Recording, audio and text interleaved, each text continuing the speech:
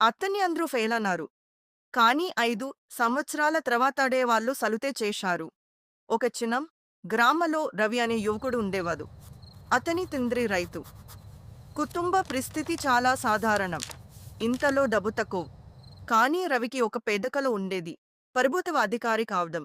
ఆ కల గురించి చెప్పిన ప్రతిసారి కొందరు నవ్వేవారు. నీలాంటి వాడికి ప్రభుత్వ ఉద్యోగమా? ముందు ఇంటి పరిస్థితి చూసుకో. అది నీ వల్ల కాదు. ఈ మాటలు రవిని బాధ పెట్టేవి. కాని అతని కలను మాత్రం మార్చలేకపోయాయి. ప్రతిరోజు ఉదయం 4 గంటలకు లేచి చదివేవాడు. పగలు తండ్రికి పొలంలో సాయం చేసేవాడు. రాత్రి మళ్ళీ పుస్తకాలు తీసుకుని కష్టపడేవాడు. మొట్టి ప్రయత్న చేశాడు. ఫలితం వచ్చింది. ఫెయిల్. అతని కలల్లో నీళ్లలు వచ్చాయి. కాని తండ్రి ఒక మాట అన్నాడు. ఓడిపోయావు. కాని ఆగిపోలేదు కదా. అదే నీ బలం. రవిమలల్లి చదవడం మొదలుపెట్టాడు. 2 ప్రయత్నం చేశాడు. మళ్ళీ ఫెయిల్. ఈసారి బంధువులు కూడా ఎగతాళి చేశారు. ఇంకా ఎంతకాలనిలా? ఏదైనా పని కూసుకో. అయినా అరవి తన లక్ష్యాన్ని వదలేదు. 3 ప్రయత్నం కూడా విఫలమైంది. ఒక రాత్రి అతను ఒంటరిగా కూర్చొని ఏడ్చాడు. నిజంగా నా కల నెరవేరుతుందా అని తను తాను ప్రశ్నించుకున్నాడు. అప్పుడు అతని తల్లి దగ్గరకు వచ్చి చెప్పింది. నువ్వు పడే కష్టం ఎప్పుడూ వర్తా కాదు.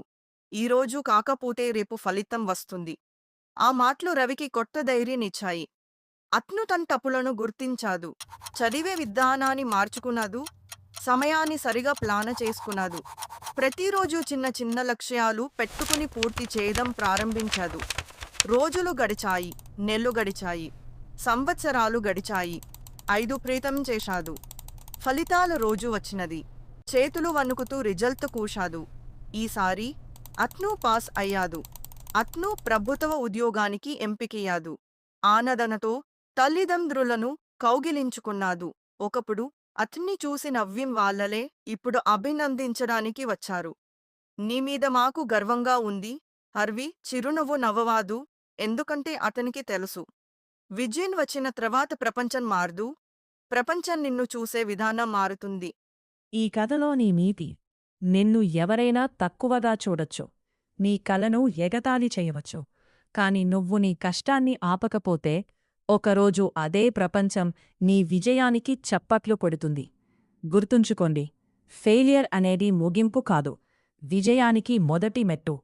రైజ్ బియాండ్ అంటే పరిస్థితులను కాదు, మన పరిమితులను దాటి ఎదగడం. ధన్యవాదాలు. మరిన్ని మోటివేషనల్ కథల కోసం మా ఛానల్ను సబ్స్క్రైబ్ చేయండి.